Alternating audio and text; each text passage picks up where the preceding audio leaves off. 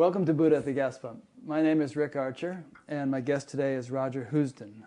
Roger has written a book, has written a lot of books, but his publisher contacted me and said he had written one called Keeping the Faith Without a Religion. And she initially said when she contacted me that this book distinguishes between faith and belief.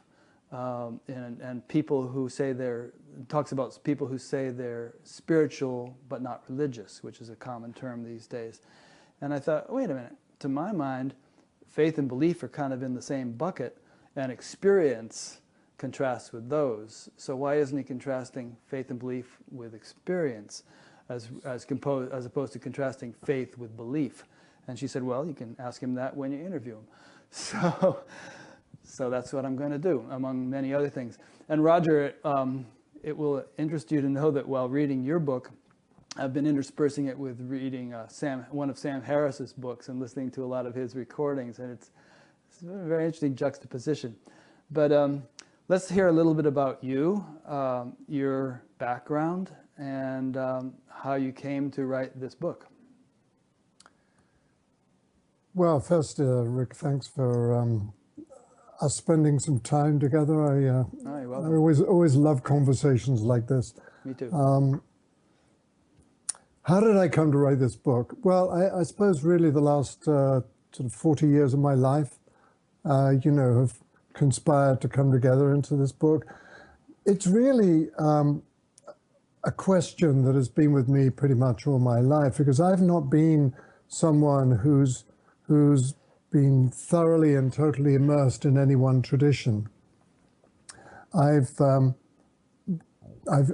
involved myself in various traditions around the world and had different kinds of experiences in different contexts, but I've never really been a joiner. So I've never really signed up, if you like.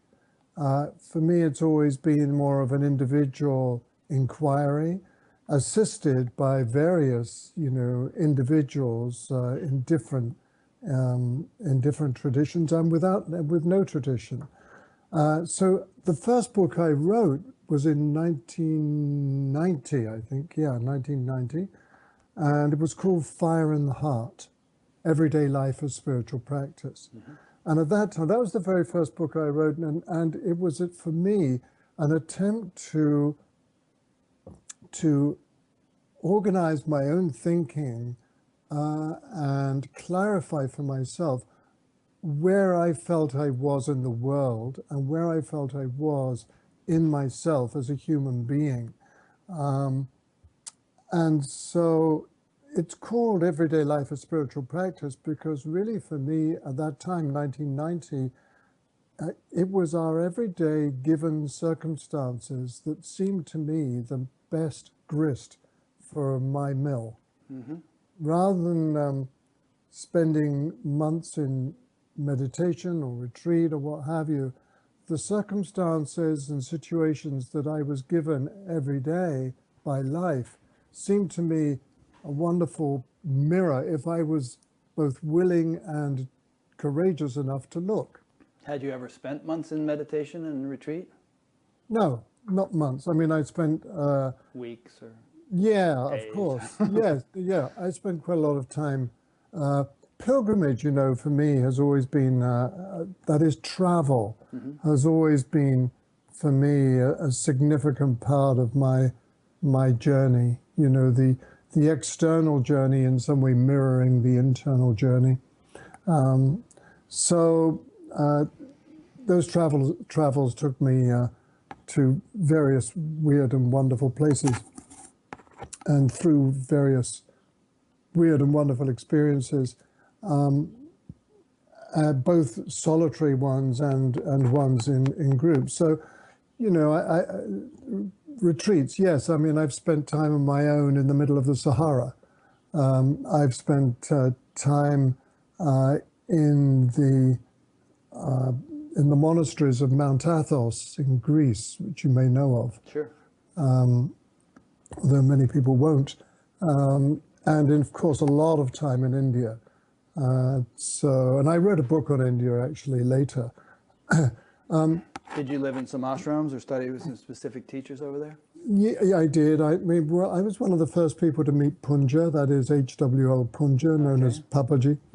And I spent quite a bit of time with him, and also in the area, like so many other people, of Raman Ashram, Tiruvannamalai. But I was really first drawn to India. Actually, I was not especially attracted to India at all until I read Ramdas's book on Nim Karoli Baba, Miracle of Love. And that was a really extraordinary experience for me. I mean, when I finished the book, I fell on the ground weeping, Wow. you know.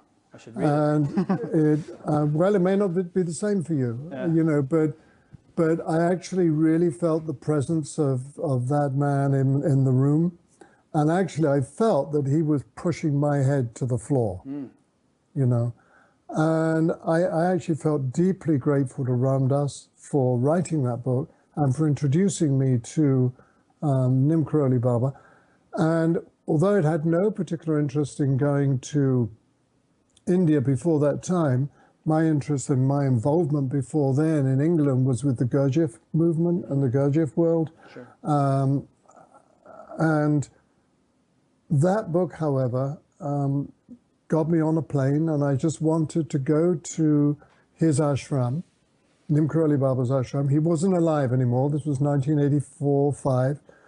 But I just wanted to go there and pay my respects and essentially express my gratitude for the connection that I felt. So that was my first trip to India. But without going into the whole story, that did actually result in my meeting Ramdas, and then for the next, 12 years, 13 years, bringing Ramdas to Europe a couple of times a year. So Ramdas and I got very close and got to know each other very well. So that book, to return to that, Fire in the Heart, Everyday Life as Spiritual Practice, was my attempt to draw together my different experiences and understand, okay, what is my ashram, if you like? And, you know, Ramdas used to speak of the ashram without walls.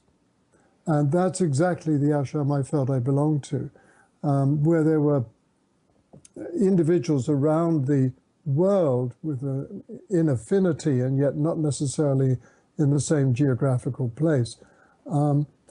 What united us was simply daily living from moment to moment. So I inquired in that book into my relationship with work, my relationship with relationship, with nature, with beauty, with meditation, etc. And this book now, 20-odd years later, Keeping the Faith Without a Religion, is almost like revisiting, okay, now where am I now? Yeah. And essentially, there's a lot of similarity. I mean, you know, the chapter titles in Keeping the Faith Without a Religion are Trust the Knowing, Trust the Mystery, Trust the Changes, Trust the Dark. You know, trust, in other words, trust the imperfections. In other words, I was thinking later in the interview we might actually use each of those chapter titles as little springboards discuss this chapter, because there's a lot of nice stuff in each one. Yeah, and so each one of those is essentially a dimension of our being human, our imperfections, our darkness, our joy is another one, of course. So again, taken from a different perspective, I'm using the grist of what we have every day to forge a faith without needing, or to deepen or ground a faith without needing the context of a religion. And maybe that leads on to your question about faith and belief and experience. It probably does. But Go ahead, yeah. Go ahead. Just that when I think of the words faith, it's like, here's my hand, right? It would be absurd to say I believe my hand is here. I mean, here it is, you know. And it would also be a little absurd to say, I have faith that my hand is here, because here it is. I'm experiencing it. So there's something concrete about experience, something tangible, that you don't usually associate with the words faith and belief. And I believe, there's the word belief, that ultimately that's what spiritual experience should come down to. Someone like Neem Karoli Baba, for instance, probably didn't believe in God or have faith in God the way billions of people do around the world. For him, God was probably a very tangible experience on some very, very deep level. So that's why, to me, the words faith and belief, when I first hear them, I kind of put them in the same basket and put experience in a different, much deeper basket.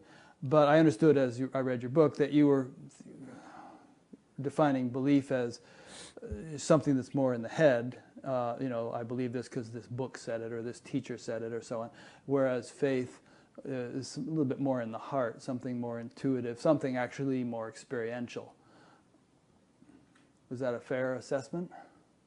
I'd say that's a fair assessment, Rick.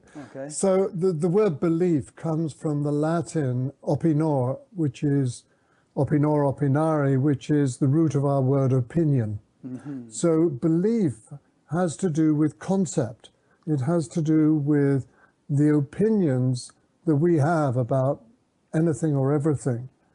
Faith, as you said, does indeed come from a different dimension. It comes from the heart. Yeah. Now, when I speak of faith, I mean a knowing faith, a wordless faith, not a faith in something or someone, but an experienced in the moment faith. So for me, I would say that true experience and faith are one and the same. Mm-hmm. It's and trusting that knowing which arises from the heart. And by the heart, again, I mean a felt experience which is actually grounded in a bodily sensation. So there's a knowing that is beyond words, that we have no doubt of, and in many ways can't explain. And I'm not really quite talking about intuition either, because we might describe intuition like that. But something even distinct from that, something that I'm reminded of those lines by Mary Oliver in her poem, The Journey. One day you finally knew what you had to do and began, though the voices around you kept shouting their bad advice. So that kind of knowing where the action just comes, it comes from the knowing. You just know that's what you have to do. You're not sitting there thinking about it, or should I or shouldn't I. Finally, you get it. Mm-hmm. And it's by faith, I mean the faith in that knowing. Yeah. So let's try to take some examples. So you just said that the sort of faith you're talking about is not a faith in a person or even a thing.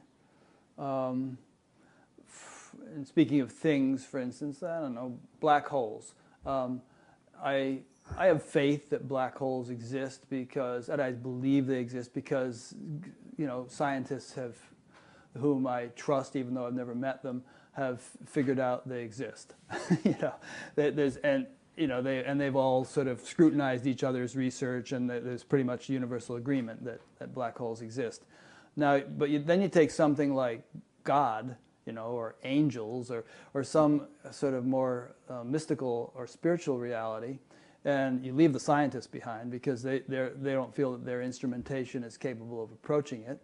But then you have a whole world of mystics and a whole world of yogis and sages and saints and people who say that yes, my experience has actually verified the existence of these things or this thing, God. Not that God is a thing, but there's a level of intelligence which people refer to as God, which I am experientially open to. Whereas some people might just believe it intellectually or have a sort of intuitive feel for it. I think that, you know, there have been individuals in this world, and again, Neem Karoli Baba might be an example, and Papaji and many others, where it's gone beyond just a sort of a kind of a knowing sensation in the body, as you put it. You did reference the body, to something on a much deeper level altogether. Yeah, absolutely. So that kind of knowing, for example, well, two things I can give as examples from my own life, which are quite different. But one morning about 15 years ago, I woke up in Bath, where I lived in England, and I just knew, and it was not really a thought, I knew that I was going to move to America. I was writing a book on America at the time, but I was in a really good relationship with, what, a dozen years or so. We had a house in Bath, but our lives were beginning to move in different directions, not because we no longer loved each other, but because really of our work. I was in a relationship with a singer, with Chloe Goodchild. I don't know if you've heard of her, but with a singer whose work was taking her all over Europe, and I was spending more and more time in the United States because of what I was doing, because of the book I was writing. But that came out of nowhere. But there was a quietness in it. Mm-hmm. There was this quietness which had a kind of certainty about it. Mm. And that kind of knowing was instant. And of course, it took time for that to, I mean, within 4 or 5 months, I was on a plane to New York, and I've been here ever since. Mm-hmm.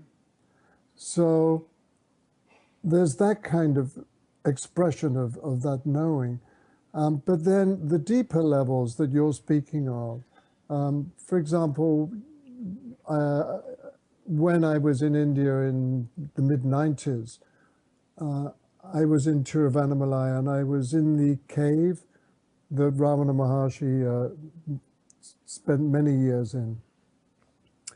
And I loved that cave, and I would go there every day. But one day, I was sitting there for maybe a couple of hours, and I was on my own, which was unusual. And it was deeply silent, and I felt deeply silent. And yet suddenly, there was a voice that was both inside me and outside me at the same time that said, "Just rest."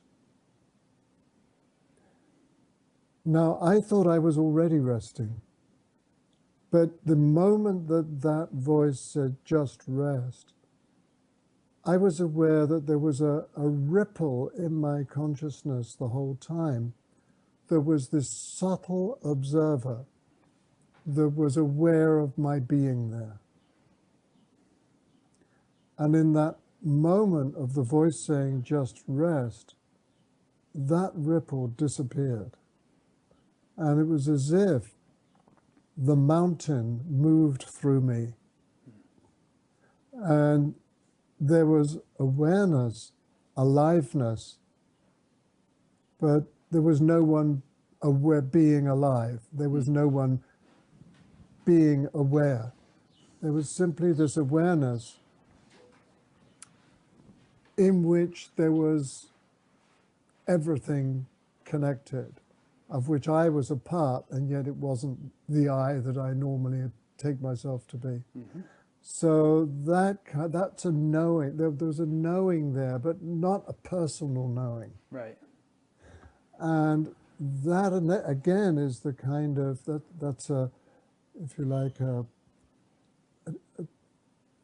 taste of the faith, or the knowing faith that I'm speaking of. Mm-hmm. Like that. Yeah, that's great.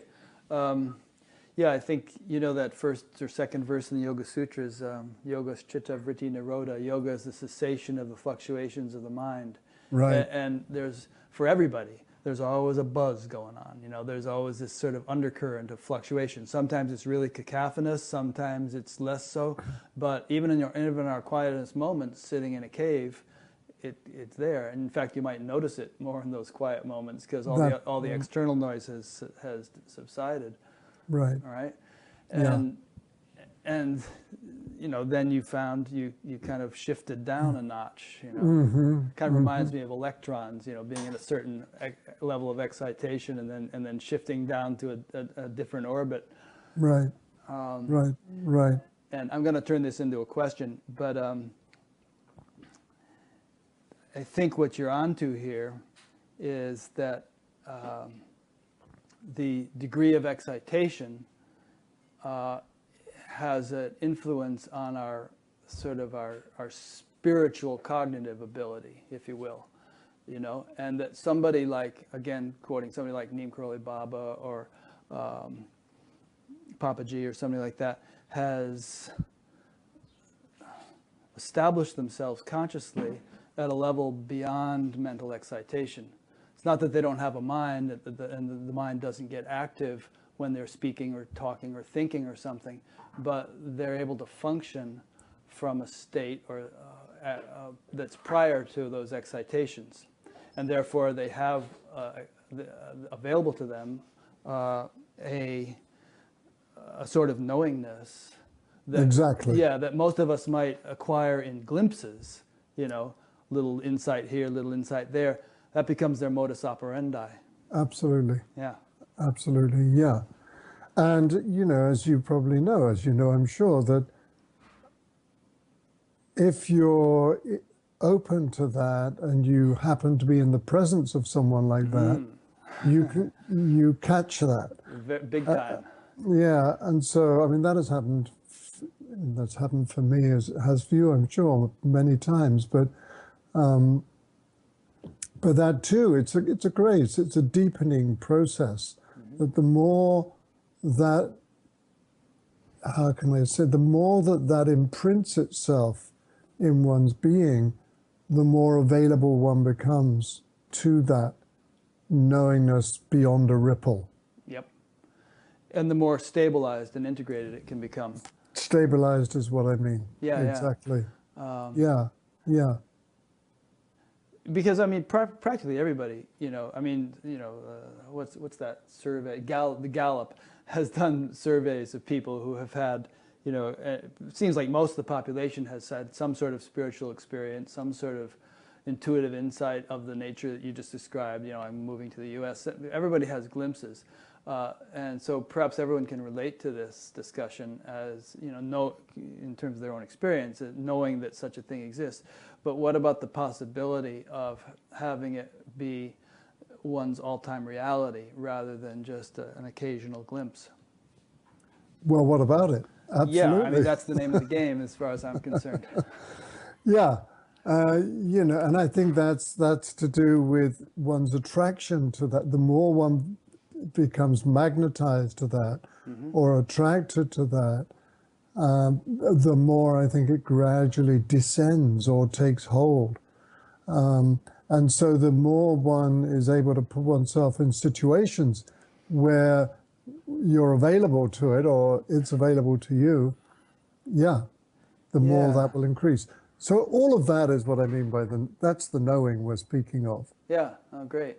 Now that's an interesting thing you just said, the more one is able to put oneself in situations, and that sort of implies being with Papaji or, you know, in Ramana's cave or, you know, in some kind of spiritual situation where you can really stop the excitation much more effectively.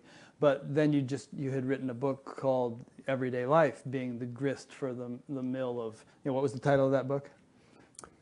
It was called Fire in the Heart, Everyday Life as Spiritual Practice. Yeah.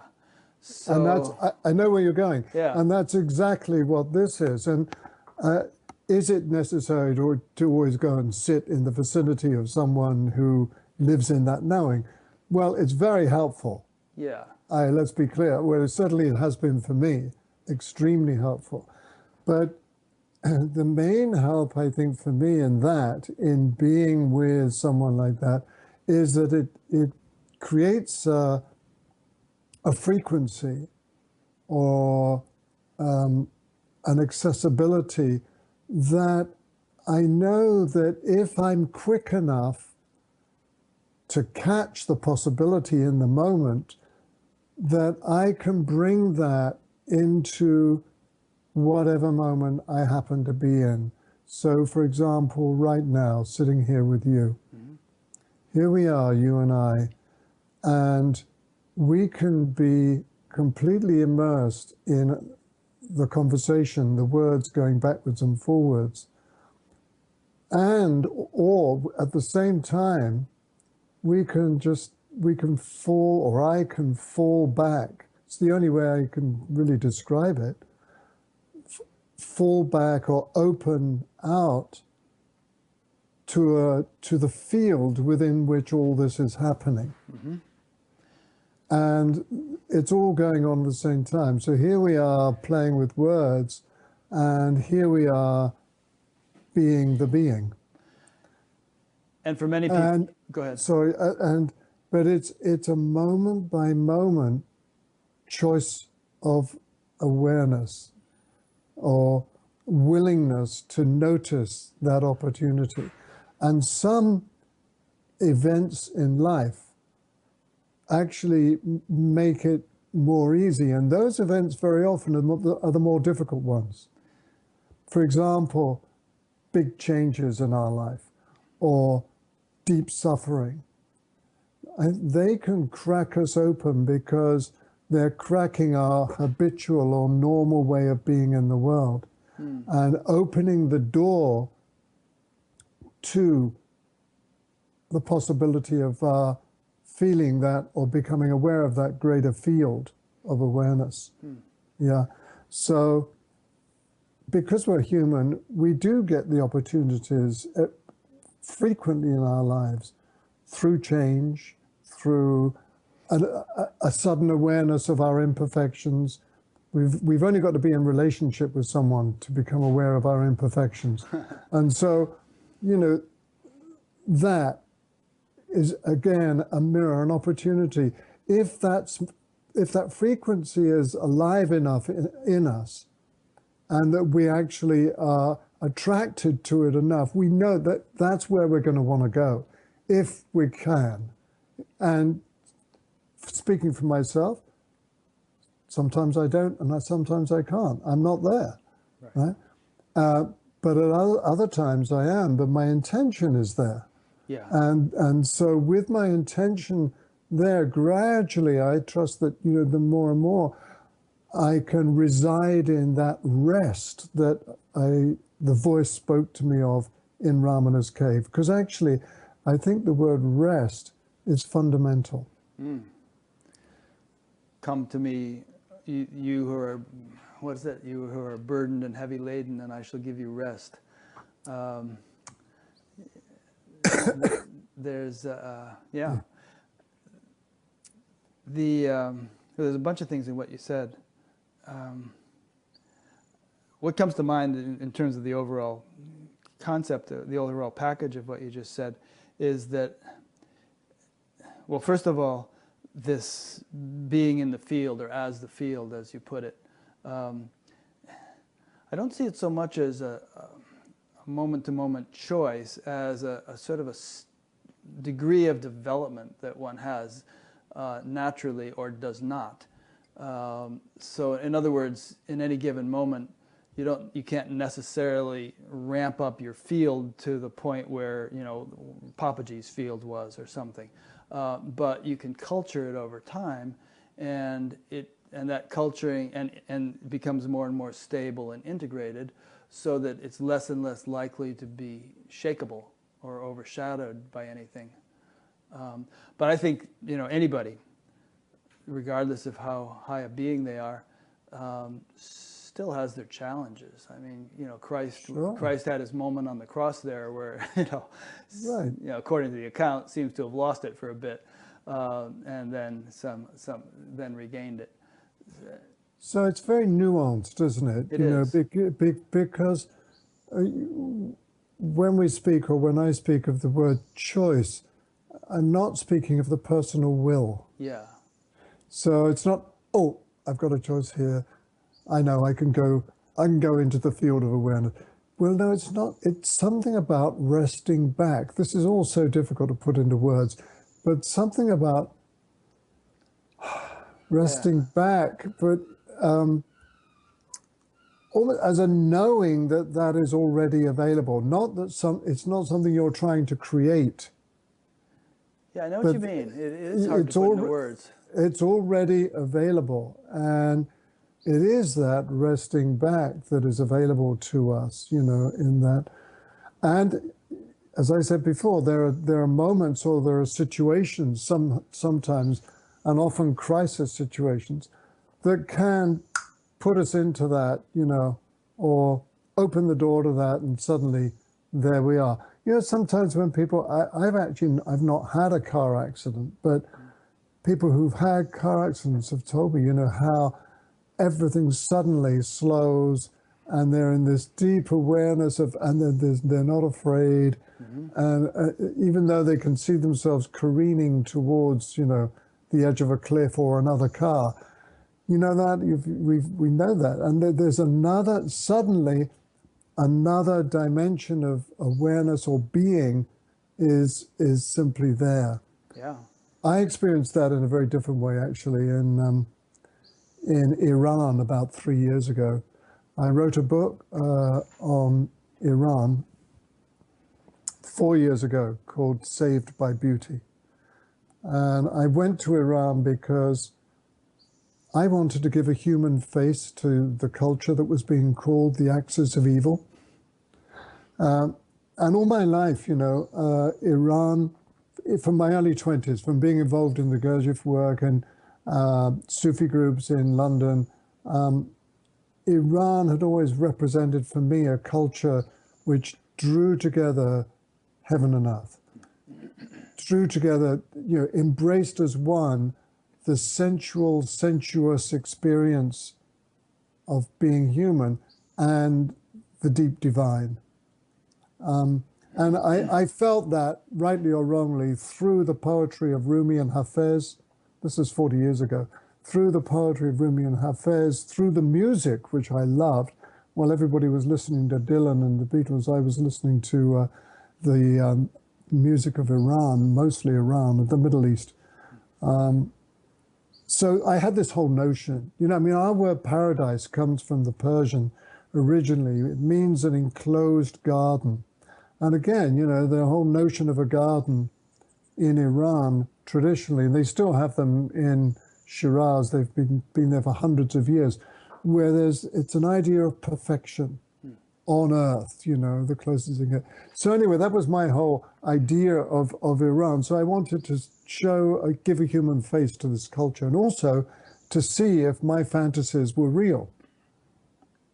So I went there 4 years ago. They were real. I met, remarkable Sufis in Kurdistan and all of that stuff. Wonderful.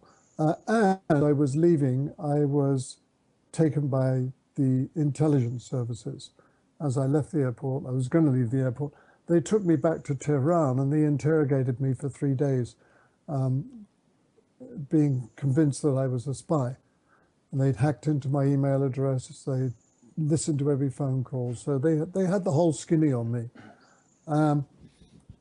And at the end of 3 days, they said, okay, you're very fortunate. We're going to give you a choice.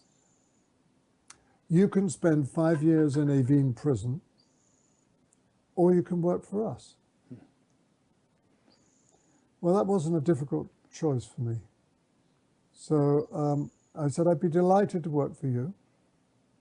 And, what do you want me to do? And well, we want you to just tell us about non-governmental agencies in the States and England who have interests in Iran. And so you think about that, and we're going to go out now, and we'll come back in 5 minutes.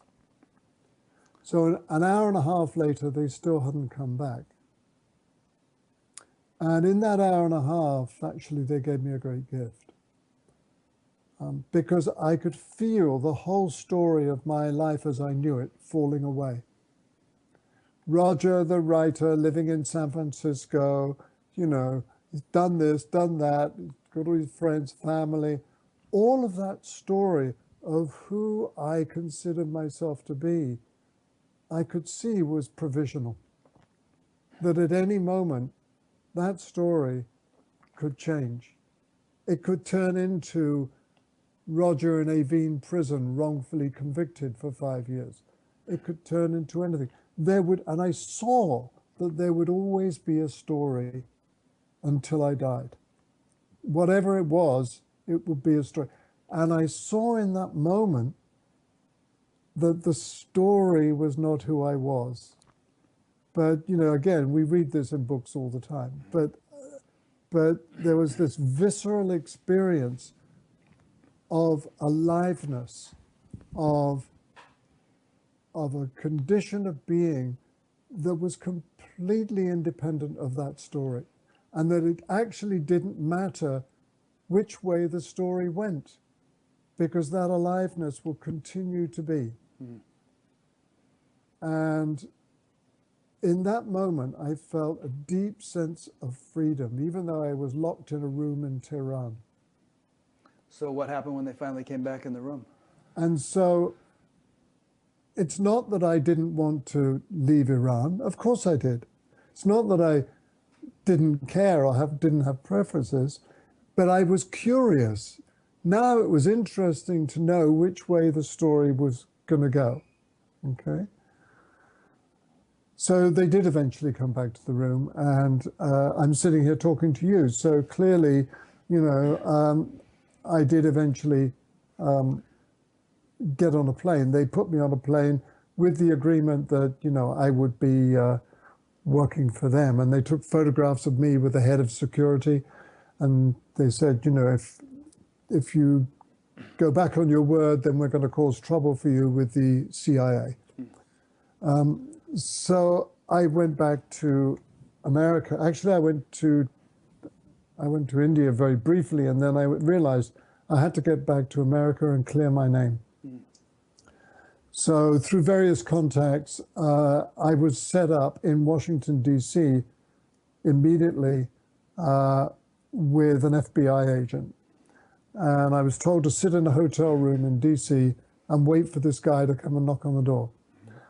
So he came and he knocked on the door, and it was just exactly like being in Iran. Yeah. It was the same thing. He sat down, he started asking me all these questions. He basically was debriefing me. Yeah. And just before I met him, I got this email from the Iranian intelligence service saying, you know, glad you're on board with us, you know, just check, let us know you've arrived in the States, etc. And I told the guy, I've just got this email. And so he paused for a moment and said, would you be willing to reply and play along with them? Sounds like Homeland, if you've watched that series. No. And so essentially he was asking me to be a double agent. Right. Look, I write books, that's what I do. I mean, it would kill me. Yeah. The whole notion of being something on the inside that is completely and utterly different from. Yeah. So anyway, I'm not working for the Iranian security services, as you may imagine. I spent 3 months there myself, got out a few days before the Shah did. The point of that was that crisis, that unexpected event, like a car crash, catapulted me into that profound awareness of a stream of aliveness that actually was beyond life and death. Mm-hmm. Yeah, and the larger point, even, in my mind, as I heard you tell the story, reminds me of something you said in your book. It was on page 128. You were talking about a new earth, and you were referencing Eckhart Tolle's book by that title. and you address the issue of intelligence versus randomness. And it brought to my mind the notion that, in my opinion, there is no such thing as randomness. Even that which is random is permeated by intelligence. Let's say you have the asteroid field, where asteroids are going around and they're bumping into each other apparently randomly. Still, every particle of creation is permeated by intelligence. There are laws of nature governing, Newtonian physics governing their interactions. There are, atomic laws and subatomic laws and all sorts of things going on, but it's all orchestrated by all-pervading intelligence. And in the context of your story, I would say that, you're talking about everyday experiences being lessons for us, being triggers to teach us something. I would say that's not random. That's orchestrated too. There's an overall trajectory to life in the direction of greater evolution, and apparently random, mundane circumstances are perfectly orchestrated to facilitate the evolution of each individual. Every little thing that happens, stubbing your toe or whatever, it's all orchestrated. I couldn't agree more, except I wouldn't use the word orchestrated, because orchestrated implies a conductor who's separate from the orchestra. Yeah, and that I don't see it like that. So the intelligence is inherent in everything. Yes. And so there's nothing orchestrating anything. Well, from the outside. From the outside, it's orchestrating within itself, you could say. Yeah, just as this conversation in this very moment is orchestrating itself. Yeah, no, I'm good with that. Yeah, I mean, and it's an important point you bring up, actually, because the very notion of God is usually framed in the sense of some being on high looking down, like a puppeteer, orchestrating the course of human events.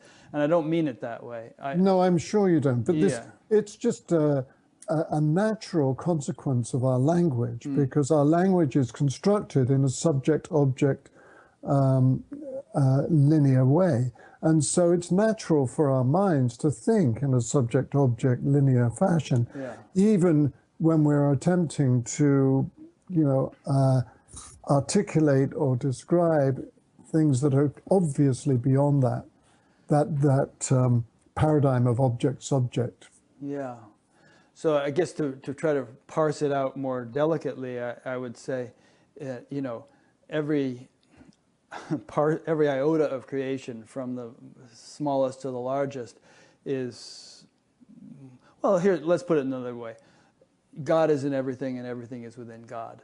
It's just this all-comprehensive mass of intelligence, and everything we see, everything we experience, we're looking at it. We're seeing that intelligence interacting within itself, and we are that.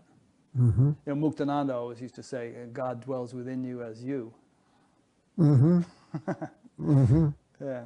So I don't mean to be preachy here. I mean, sometimes I'm more in question mode, and sometimes I'm pontificating a bit. But it's kind of the way it's rolling. We're just sort of bouncing things back and forth here. Sure. Yeah, and that harkens back to what I was trying to get at earlier in the interview, where I'm fully comfortable and enthusiastic about the idea of there being God-realized beings like Neem Karoli Baba or people like that. Who consciously appreciate that reality that we're trying to describe here as viscerally, as clearly, as constantly as we see birds and walls and trees and computers. It's just their ongoing reality. Yeah. Yeah. Good. So here's some notes from your book, and maybe it'll shut me up a bit and let you talk more.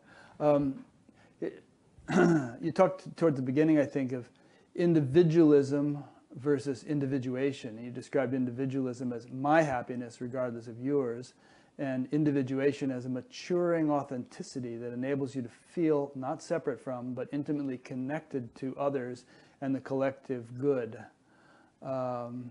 the latter is growing, the former diminishing. That actually relates to what I was just saying. There's this sort of oneness with everything that I would regard as, that you just described as individuation. But it's also a universalization, isn't it? I mean, you realize that as an individual, that which you are is inseparable from a much, a vast wholeness or oneness. Yes, I mean, inseparable from, and yet at the same time, paradoxically, unique within. Yes, yes. Both and. Mm-hmm. Yeah.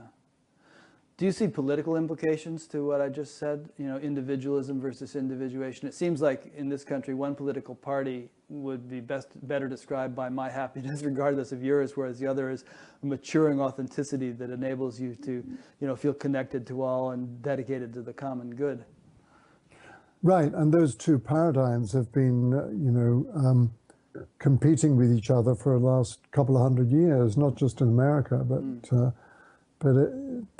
throughout the West. So yes, I mean it's a excuse me.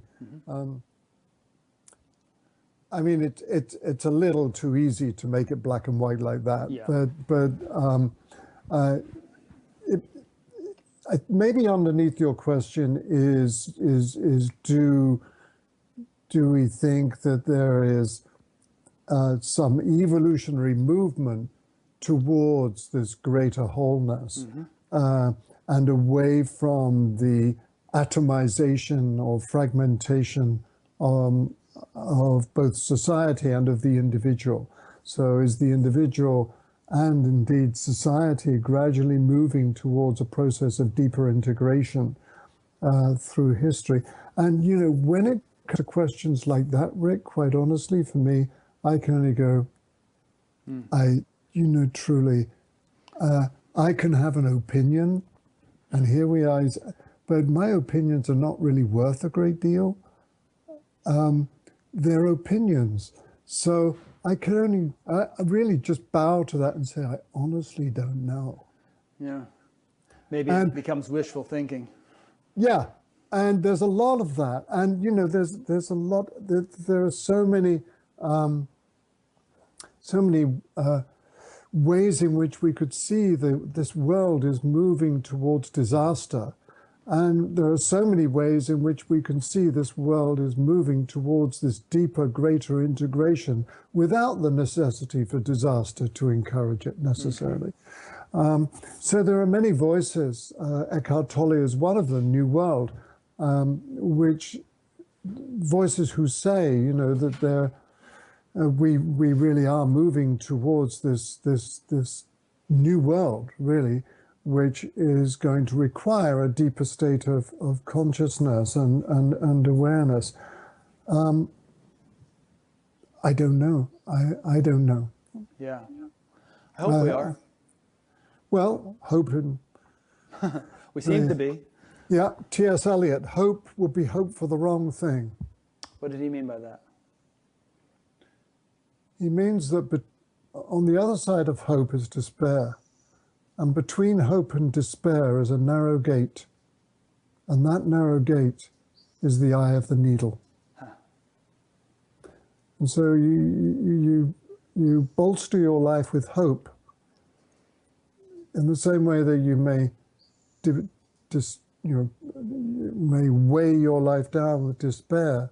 Either one is not going to lead us through that narrow gate. Mm.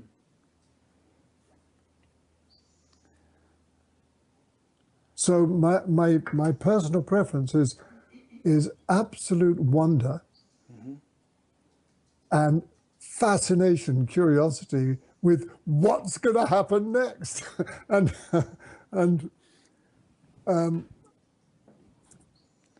by that I don't mean I don't mean it's getting lost in the movie, but it's an extraordinary time that we are in. And I think it's hard for any of us, anyone, to have conclusions yet about where we are where we're moving. But we'll see. Yeah, no, I agree. There's what they call the Chinese curse, may you be born in interesting times. And But you see, I've always wondered that whether anyone at any moment in history thinks, oh wow, may we be born in interesting times, we're living it. Has there ever been a period where times have not been interesting? We think this is especially interesting just because we happen to be here right now. But what about somebody in 1066? They probably felt the same thing, it probably did, but in 1066, if you were so bold as to speculate about what the stars actually are, you could be tortured to death, And here we live in a time where we actually have a pretty good idea of what the stars are, and there's this sort of proliferation of knowledge at an ever-accelerating pace that we don't see in recorded human history. Yeah, absolutely, this is true. Yeah. But there's also, the Antarctic is melting, and there's this, and CO2 is higher than it's been in hundreds of millions of years, and so we just, there's all these.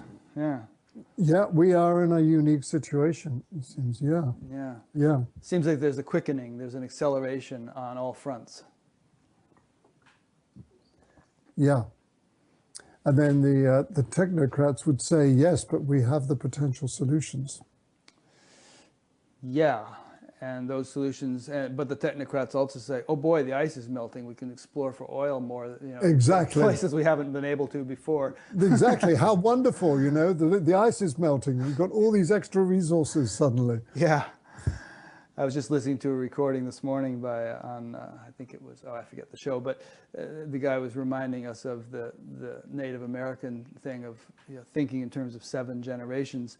And he's talking about how, politicians are so much with their finger in the air, just seeing which way the wind is blowing and going that way, thinking immediately of the moment, of the $20,000 they have to raise every day in order to get reelected, of getting reelected in 2 years' time or something like that. There's this kind of short-term thinking that's very entrenched in our society, and it's to my way of seeing things quite the opposite of what we need in order to really have a happy outcome to this whole thing. I couldn't agree more. Yeah, and that's not to say that we shouldn't be in the now. All glory to Eckhart Tolle, but you can be in the now and also think 7 generations in terms of. There's a beautiful quote from some Buddhist guy. He said, "Even though my awareness is as vast as the sky, my attention to karma is as fine as a grain of barley flour." Beautiful.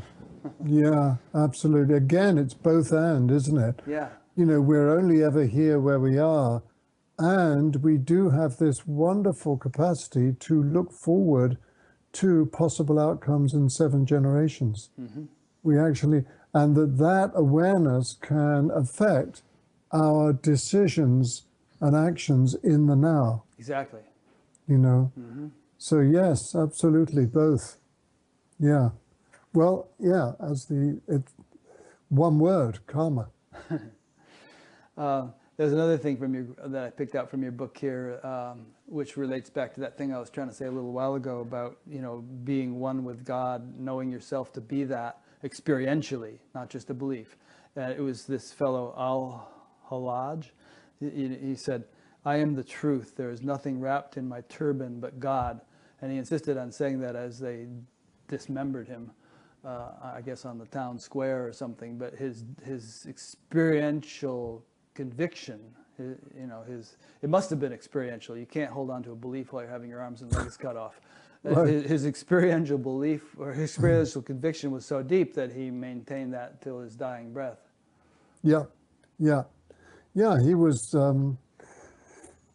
decapitated in the town square of Baghdad. Lovely. And they're still doing it. Yeah. And that's an interesting thing. I mean, this comes back to the whole thing of your book of spiritual but not religious. Why is it that in the name of what should be the most sublime experience people can have, spiritual awakening, enlightenment, revelation of God, and so on, how does it always end up that the traditions that people who have had such experiences spawn end up being so brutal and murderous and bigoted and narrow-minded and so on? Got an answer for that? Well, it's the question that has been asked for hundreds and hundreds of years. All right, so it's the age-old question. I mean, more recently, not hundreds of years ago, but Jung said the last thing he would ever want to join is the Jung Society, because it becomes like your mother. Yeah. Once something is brought into form, it's almost law-abiding. It's not wrong in a sense. It's almost the way it inevitably is, that as an inspiration or a vision or an insight comes into form, it begins to concretize according to the social conditions and constraints that surround it, according to the concepts that people begin to build around it, and then according, of course, to the power needs of those people involved. And because we're all imperfect, and you may want to exclude a few people from that, but in general, most of us, and certainly followers, those who actually build the church, who build the religion, are, I'm sure, very well-meaning individuals, but they're imperfect. And being imperfect means, that their own beliefs, their own ideas of the world, their own power drives affect and dominate their particular positions and decisions. And so the original inspiration starts to be colored with and affected by everything that makes us human.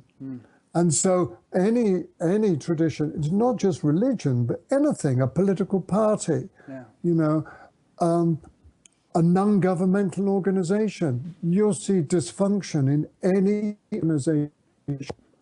And that's got to show us something. And surely it's just showing there's something inevitable about that because of our imperfections. Now, does it have to be governed by that? I don't know. It doesn't. If there's enough willingness to step beyond, individual concerns, if there's enough aliveness and clarity and insight in that organization, then those imperfections can be managed.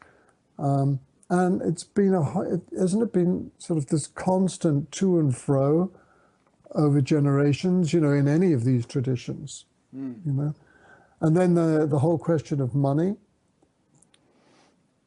not to mention sex, comes in, Kind of reminds me of a joke where God and the devil are walking down the street, and God says, "I have this great idea," and the devil says, "Oh, okay, let me organize it for you." You got it. That's it. There you go. Yeah, and both of those are who I am. Yeah. So the devil is not somewhere else. He's me. Yeah, your Jung quote also reminded me of a Groucho Marx quote. He said, "I wouldn't want to belong to any organization that would allow me as a member." Yeah, that's great. Right, exactly. Let's take a few minutes. Let's take the chapter titles of your book and use them as little sutras to elicit some responses from you. Just a riff on the thoughts that each of these titles evokes and what you had in mind when you wrote those chapters. The Spirit of Now was your introduction. Anything on that? So the Spirit of Now, I really do think, is the movement of, or the development of a spirituality without religion. That more and more people, and this is being shown by Gallup polls, so it's not just an idea, but that more and more people in this country consider themselves spiritual but not religious. So I would call that the spirit of now. Good. Trust the knowing. We've been speaking of that for the first half an hour or so of this program, which is really trusting that knowing which lies beyond words, that knowing faith which comes from the heart and not from the head.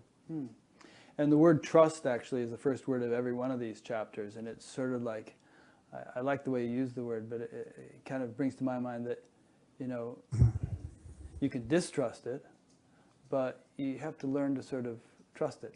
And the more you can learn to trust it, the more it will guide you, all these things. Yes, yes, yes. So the next one is trust the mystery. Yes, a mystery, because essentially our life itself is mystery.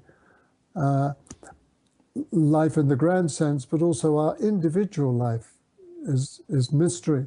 I really simply do not know fundamentally a single thing, is what it feels like. That's the underlying ground. It's like this, what that invokes in me, or evokes, is a kind of bowing to life as it appears and manifests from day to day, a bowing and opening to life. What an incredible process we're living through. That sense of awe is at the heart of trusting the mystery. Nice. The mystery, the mystery of this now. Yeah. The mystery of this life that we're feeling moving through us at this very instant, and even this situation. What is this for? I don't know. And also the mystery of every little thing. I mean, yes, this book, it's actually, if you get right down, we take things for granted, you know. Absolutely. You know, we just sort of, we're walking through this mystery, taking it for, oh, I know what that is. It's a book. But actually look closely enough, and what do we got going on here? I mean, there's this, you know, molecular level to this thing, this atomic level, subatomic level, quarks and leptons and Higgs bosons or whatever else the heck is going on. And yeah, it's a reality that we can't even comprehend, and we're swimming in that reality all the time, mistaking it for something other than what it actually is. That was a tree. That was part of a tree, wasn't it? That you just picked up? It was at one point, yeah. Yeah, yeah. So, yes, trust the mystery. Trust the dark. Yeah. The dark. You know, the suffering that seems to be inevitable with being human. And again, by the word trust, if something happens and seems to recur, like the experience of suffering, like the experience of change, whatever, then I trust that it's there for a reason, that I trust that it's an intrinsic part of my life as I am meant to be experiencing it. It's one of the colors in the tapestry of my life. And so trusting the dark is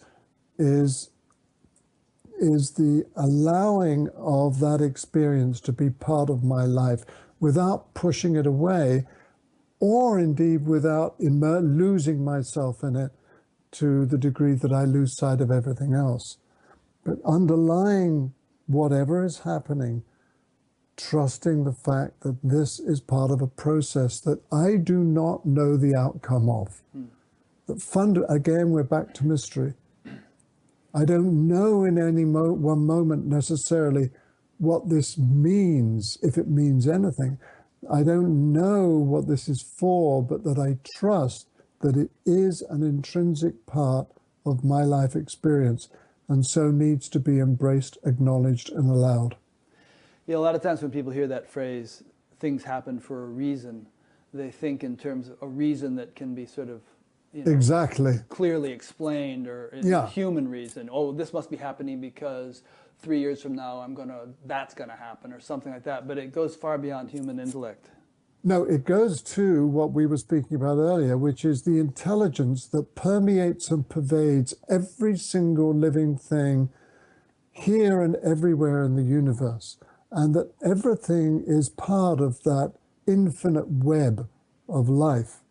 And it's that it's not that it's a linear reason, Right. but that it does have, because it's existing, it is playing a part in that intrinsic web of life.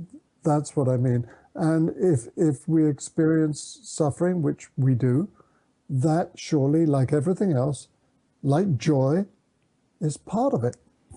Yeah, nothing's happening capriciously or arbitrarily. It's all is well and wisely put. And speaking of joy, that's your next chapter, Trust the Joy. Well, both the dark and the joy are doorways, again, that can invite us into this greater field of experience or awareness or being. When we're in joy, usually we've forgotten ourselves. We forget ourselves. And in that moment of forgetting ourselves, we're remembering something larger. Not something outside of ourselves, but the larger we that we are. So in joy, we forget ourselves.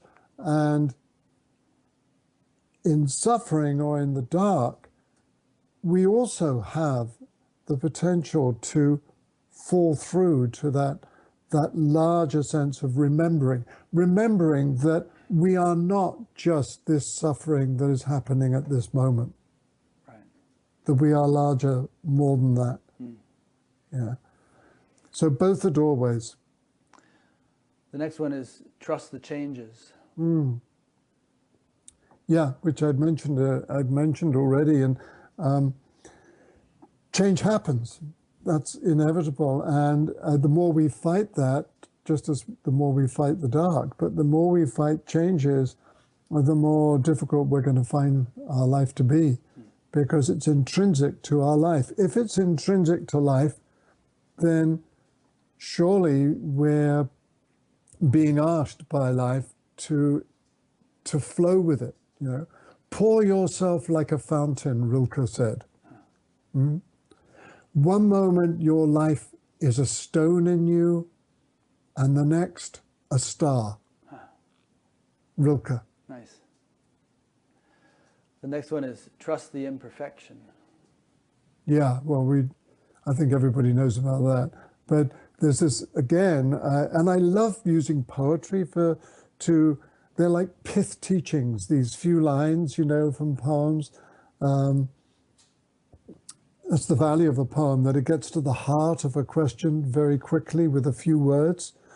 So the Spanish poet Machado, says in one of his poems, "The golden bees are making white combs and sweet honey from all my old failures." Which again is to illustrate what we were saying earlier about the way in which everything is a color in our carpet. Yeah. Yeah. Everything goes toward making the honey that is our life. And I would say, even if I hadn't read the book and I would just read this title, Trust the Imperfection, that you can trust it because ultimately it's not imperfect. Everything is ultimately perfect. And if you're not seeing it as such, then you're just not seeing it clearly or deeply enough. And with that knowledge, you can trust what appears to be imperfect, because in fact, ultimately, all is well and wisely put. Again. Yeah. There's in Japan they have this whole movement, aesthetic movement called Wabi-Sabi, which actually values the imperfect in for example, a pot maker, a potter would encourage or allow the stains in the clay to remain there because it's an expression of the way life actually really is, And that's true in the Middle East as well, where they always do something in the design in a carpet which is out of alignment with everything else. Yeah. It's essentially acknowledging that, you know, the imperfection is part of the perfection. Interesting. And yet Christ said, "Be therefore perfect." What do you think he meant by that? Did he say that? Yeah, apparently so. Really? Be perfect.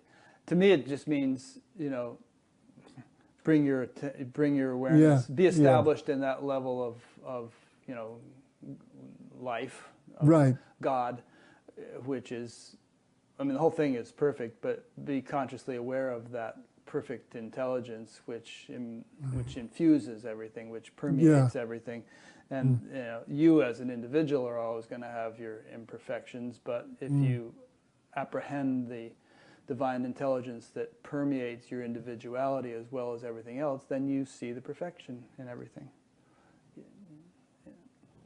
I'm not sure that I mean, absolutely, I agree with you, but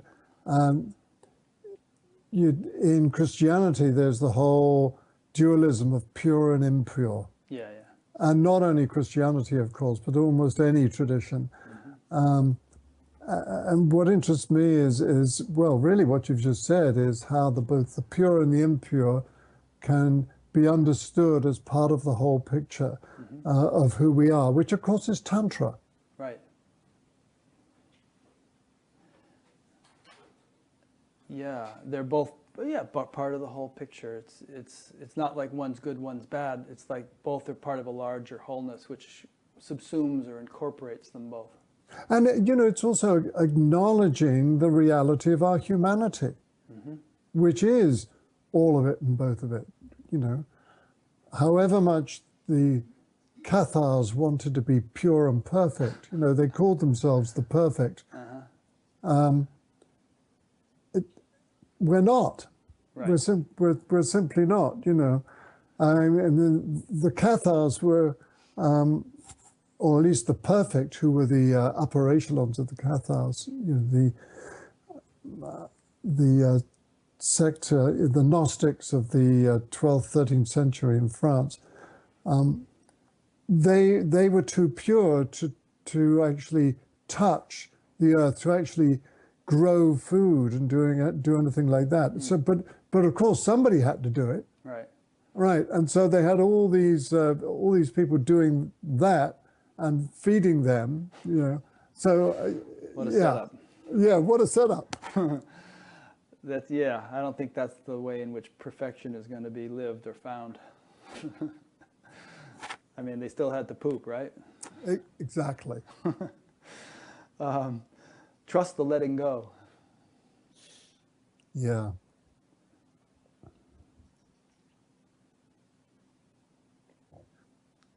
Which means for me, I think, you know, trust that you first of all, you can fall back from whatever particular drama is happening in your life at this moment. Fall back into that, or rest back into that larger field that encompasses everything. And, you know, our tendency, or the tendency of the mind, is to get completely immersed, for example, in this conversation, or in whatever it is that's going on at any one moment. So the invitation to let go is the invitation not to push away whatever is happening at all, but to rest back into, you know, that larger sense of presence that we always are. Good advice. The stillness, yeah. Keep faith with beauty. Yeah, for me, beauty has really been a doorway, a key, and it has been for many people, or it is for many people, I'm sure. And the first thought that comes to mind, and when one thinks of beauty, is probably nature. But you know, the sight of a glorious sunset, of course, or a beautiful tree or a flower, but also the sight of someone's face or someone's eyes, or even, as I say in that chapter, seeing someone like Roger Federer playing a perfect game of tennis, there's something of deep beauty there, you know, that somehow in that moment, everything is in place. Everything is absolutely in place. There's a sense of perfection, actually, about that. And that, for me, is a moment of beauty. It actually returns to the idea of stillness. You know, the French novelist Stendhal had all his characters, main characters, searching for what he called moments of beauty. And for them, a moment of beauty amid all the ambition that was normally driving their lives, a moment of beauty was just a moment of self-forgetting when everything was in its place. They were maybe sitting in a garden watching a butterfly, or something as simple or apparently as mundane as that.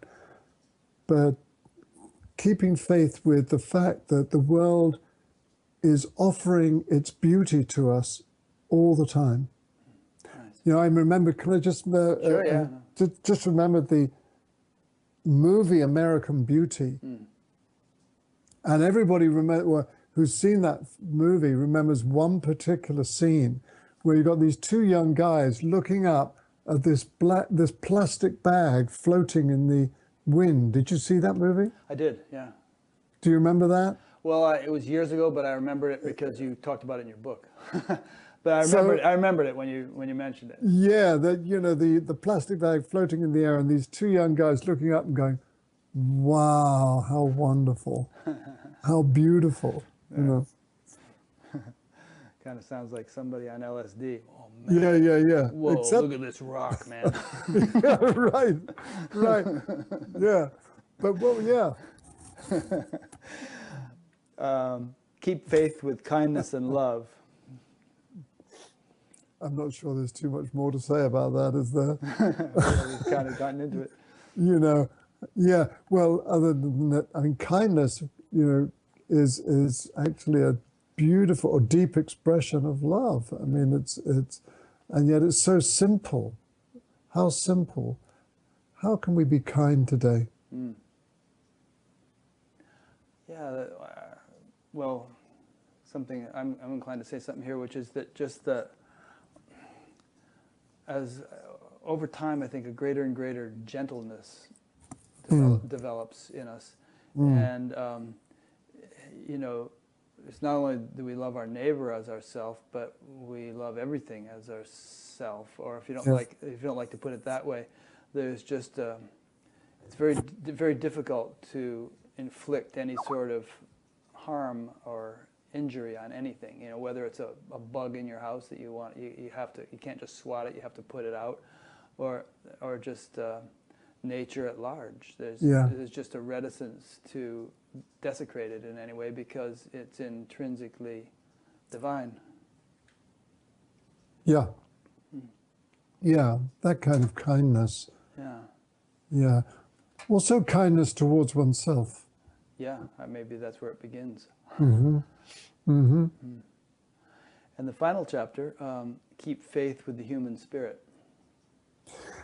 Yeah, you know, I start that chapter with a quote from Diane Ackerman, the writer, and she said, "It began in mystery, and it will end in mystery. But what a savage and beautiful country lies in between." Yeah, well, that savage and beautiful country is our life. And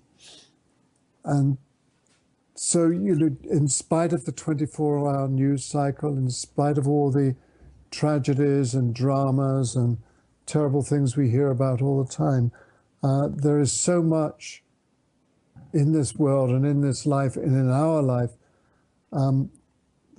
to actually give us, to give faith in the human spirit itself, you know, that, and this is back to the question of evolution and the movement of the human spirit.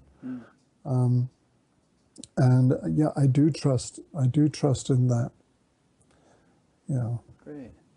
Well, now everybody knows what the book is about, so they don't have to buy it. Yeah, that's true. I'm kidding. That was just sort of a nice little overview, but it's a very enjoyable book. I started this interview mentioning that I was interspersing your book with Sam Harris. And I don't know if you know who Sam Harris is, but he's... I do. Okay, good. But so far I find like, despite the fact that he's this famous atheist, he's almost like a brother from another mother, because he just essentially he feels that people shouldn't believe in things that they don't know and that they can't experience. And I think there's a limit to the way he conceptualizes all that, but I think that's a very fair suggestion, because so much crazy stuff has happened from people believing in things that they didn't really experience or know, and thereby not walking their talk or inflicting great harm on others. And I think this whole thing of, spiritual but not religious that you've been referring to is a move in the direction of experiencing things rather than just being told them, not accepting a canon of laws and beliefs because it's in an old book, but wanting to know for oneself experientially what's true. And anyway, there's a kind of I even listened to a whole interview with him and Christopher Hitchens and Richard Dawkins and some other guy, and I thought, these guys are really sensible. I mean, it's like they would be amazed that somebody who is not in the least an atheist was appreciating their conversation so much. My only, people like Christopher Hitchens he's not alive anymore, but he was an absolutely brilliant, man. But for me anyway, the difference is that he, and I haven't actually read Sam Harris, but I imagine he's in the same kind of camp, or Richard Dawkins, their world is fundamentally materialist, it seems to me. So that if you take what he's saying to its extreme, when he says that, okay, we can't believe in anything, we can only trust exactly what we know, what he means, I think, is what we can see and hear with our own senses. Or so that the scientific method can bring, through extending our senses. There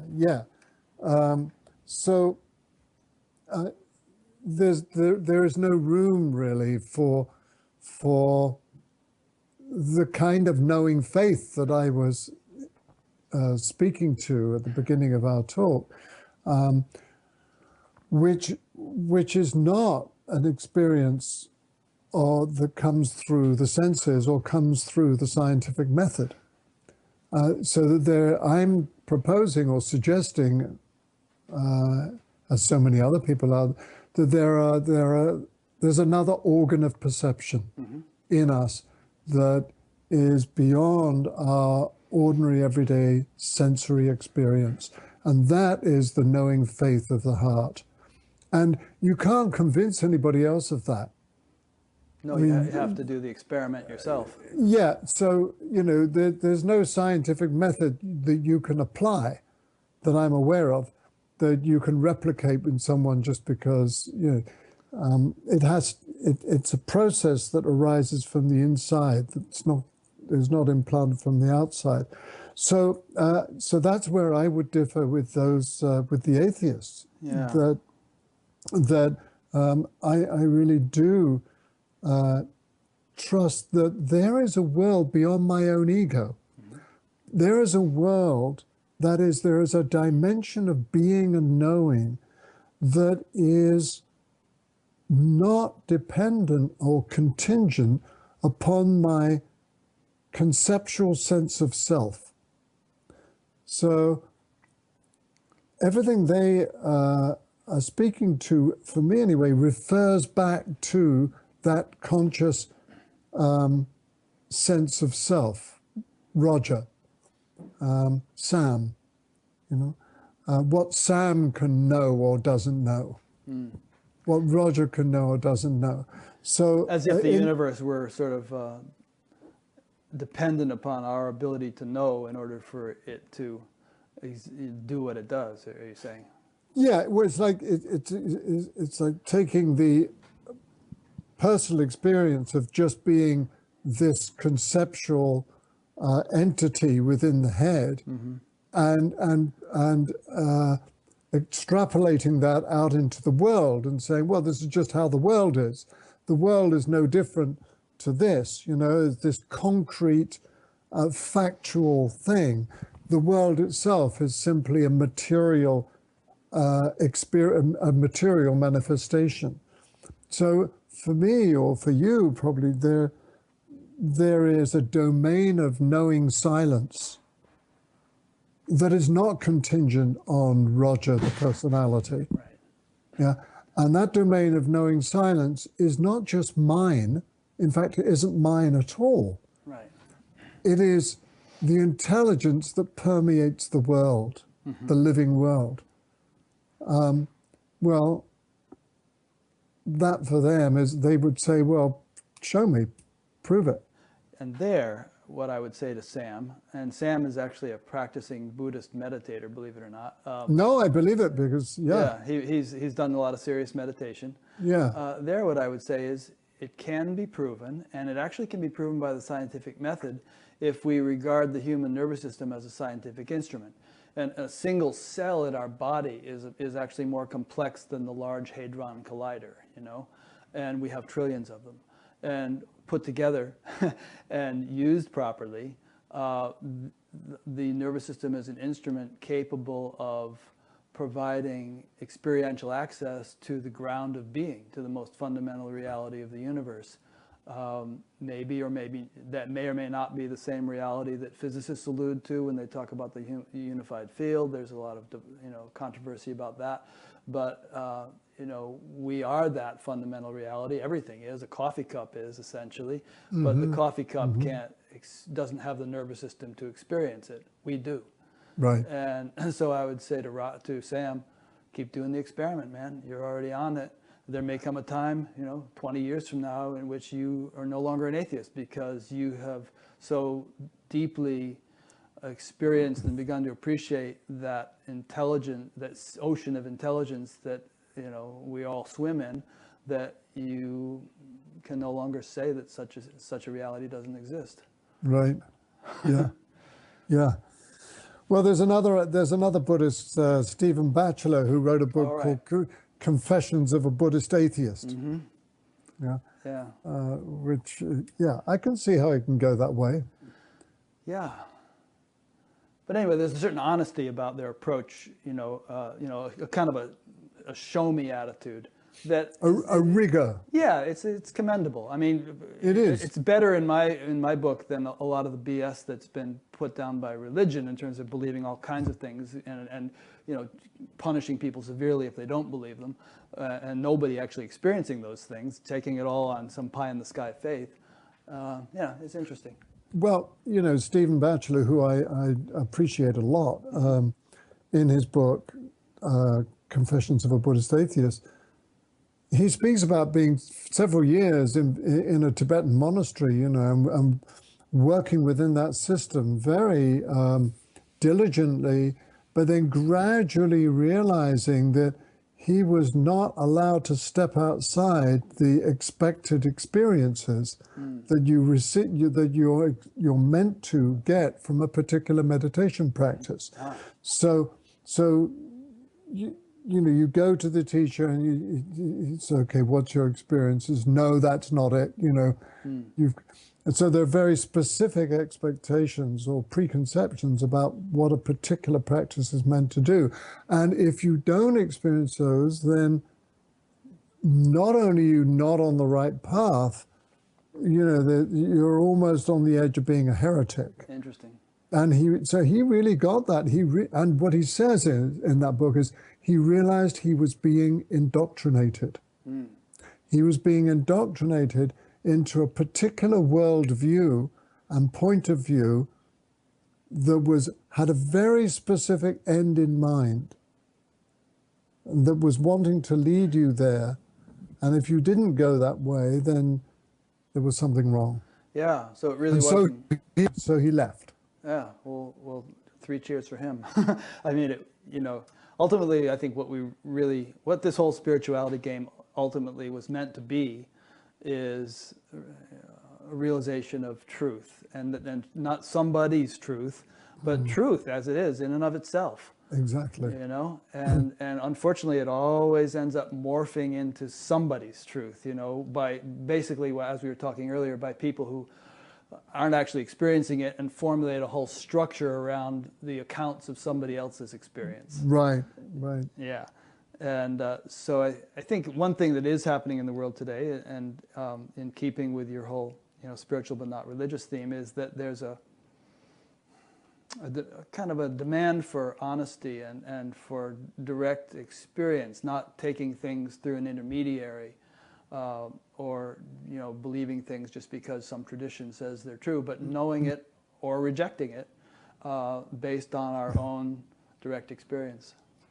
And the experience we have is, as has been said for centuries, and not just by Eckhart, is of this moment. I mean, this is basically all we have. Yeah. And this. Yeah. Great. Well, this has been a lively conversation. Anything else you want to throw in before we wrap it up? Just that people can see more about what I do, or more of what I've done on my website. Oh yeah, I'll be linking to that. You're going to be talking about that or mentioning that? I will. And and if people, I've done quite a lot of books on poetry, because poetry, again, has been another doorway for me. So the 10 Poems to Change Your Life series, that series of books. Yeah, I went on a spiritual retreat a couple of months ago, and they had a bunch of books on a table, and there were 2 or 3 of your books. Yeah. So someone who signs up for my mailing list, they get a poem every week with a little commentary, and it's like a pith teaching, not from me, but from whoever it is that the poem is written by. Right. So, yeah.